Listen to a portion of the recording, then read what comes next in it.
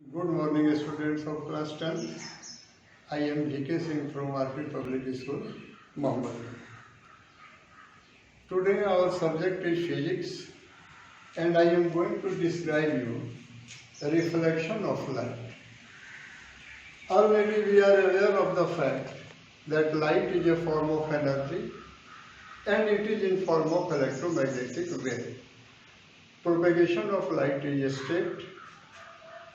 When any ray of light strikes with a smooth surface, it bounces back in the previous medium.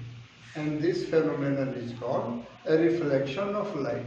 It is the point. Reflection of light क्या है? जब कोई ray of light किसी smooth surface से टकरा के previous medium में bounce कर जाती है, लौट आती है, तो इस फेनोमेनन को हम रिफ्लेक्शन ऑफ लाइट करते हैं। यहाँ हम लोग अभी डिस्कस करेंगे रिफ्लेक्शन बाय प्लेन मिरर, फिर अगली बार हम लोग डिस्कस करेंगे रिफ्लेक्शन बाय स्फेरिकल मिरर। अब देखो फिगर में ये एक बनाया गया है प्लेन मिरर। इस प्लेन मिरर में एक ray of light A B जाके टकराती है पॉइंट बी पर। ए बी लाइन को क्या बोलेंगे? इट इज इंसिडेंट रे और ray of incidence. B point पर स्ट्राइक करके ये बाउंस कर जाती है पीछे, प्रीवियस मीडियम में लौट आई, और इस तरह बी सी रे जो है वो रिफ्लेक्टेड रे है या रे ऑफ रिफ्लेक्शन बोलेंगे। इस जिस पॉइंट पर ये टकराया उस पॉइंट को हम बोलते हैं पॉइंट ऑफ इंसिडेंस। इस फिगर में ए बी इंसिडेंट रे है, बी सी रिफ्लेक्टेड रे है, point B point of incidence है। अगर इस पॉइंट ऑफ इंसिडेंस पर हम एक परपेंडिकुलम खींच दें तो उसको हम बोलते हैं नॉर्ड। अब यहाँ कुछ नए टर्म्स ओरिजिनेट हो रहे हैं। ये टर्म क्या है? The angle between incident ray and normal is called angle of incidence. Similarly, the angle between the normal and reflected ray is called angle of reflection. अब रिफ्लेक्शन के कुछ लॉ होते हैं, जनरली दो लॉ हैं।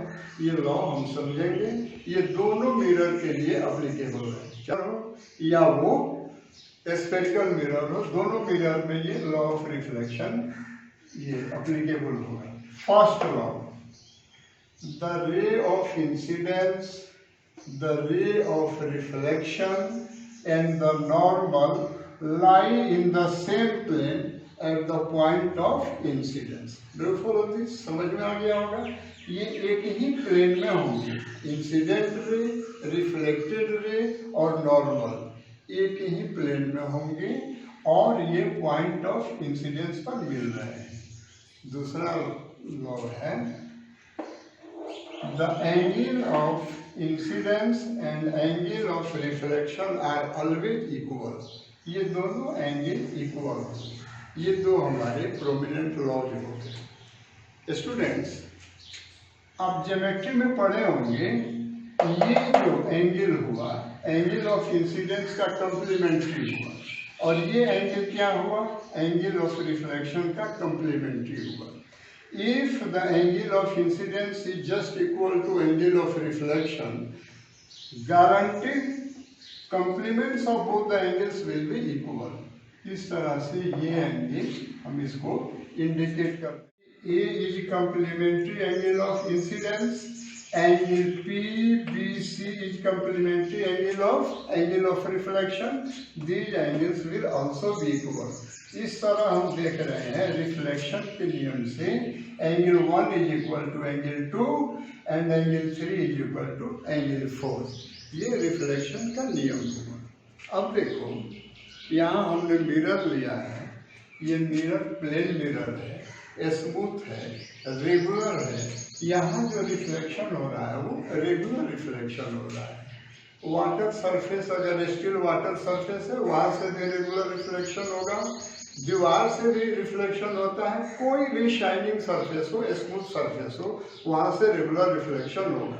लेकिन अगर यह सरफेस रिफ्लेक्टिंग सरफेस रफ हो, खिलता डुलता पानी हो, एजिटेटेड वाटर हो, तो वहाँ पर जितने रिफ्लेक्टेड रेज निकलेंगे वो आपस में पैरेलल नहीं होंगे, वो एक दूसरे को इंटरसेक्ट करने लगेंगे और इस तरह के रिफ्लेक्शन को हम इरेगुलर रिफ्लेक्शन कहते हैं।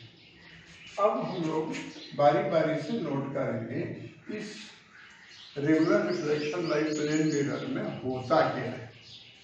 अब चलिए, यहाँ अगर सामने कोई ऑब्जेक्ट हो तो उस ऑब्जेक्ट का इमेज मिरर के पीछे बनेगा। प्लेन मिरर में हमेशा ही इमेज पीछे बनता है और यह जो इमेज है वो वर्चुअल इमेज होगा, रियल इमेज नहीं होगा। जैसे आईना एक रख दो, मिरर रखा हुआ है, मिरर के सामने तुम खड़े हो जाओगे, तुम्हारा इमेज मिरर के ठीक उतने ही डिस्टेंस पर पीछे बनेगा, लेकिन पीछे जाके तलाशा जाए तो वहाँ तुम नहीं हो, तुम दिखाई दे रहे हो पीछे, लेकिन तुम वहाँ हो नहीं, इसलिए कि वो इमेज जो तुम्हारा है वो रियल इमेज नहीं है, वर्चुअल इमेज है।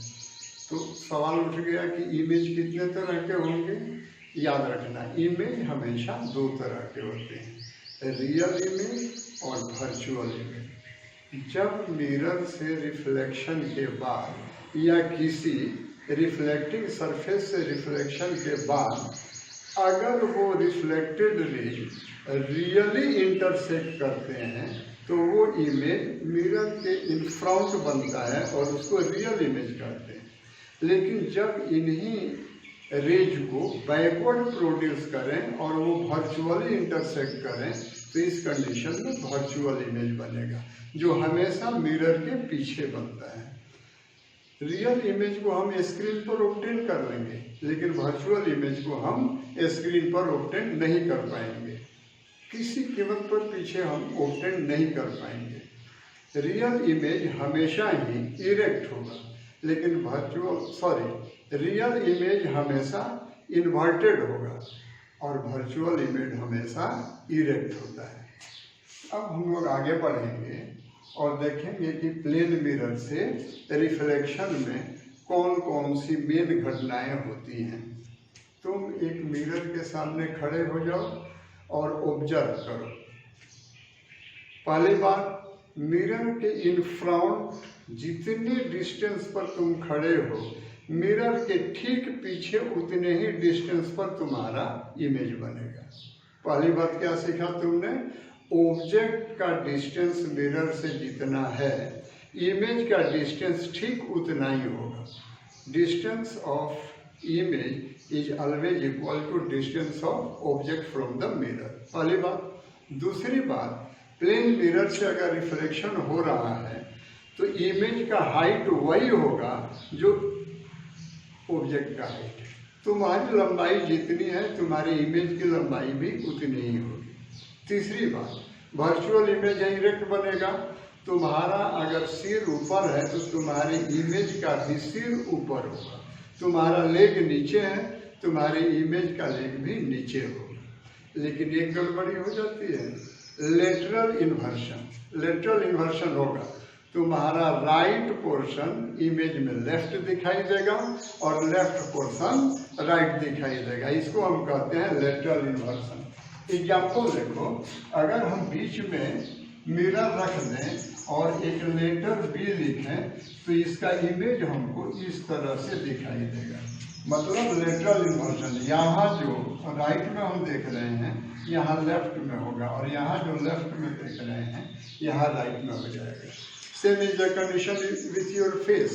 जब भी तुम अपने फेस को देखोगे तुम्हारा दाएं वाला हिस्सा बाएं और बाएं वाला हिस्सा दाएं चला जाएगा। तुम मिरर के सामने बैठ के दाएं हाथ से लिखो, लगेगा कि तुम्हारा इमेज बाएं हाथ से लिख रहा है। इस फेनोमेनन को क्या बोलेंगे?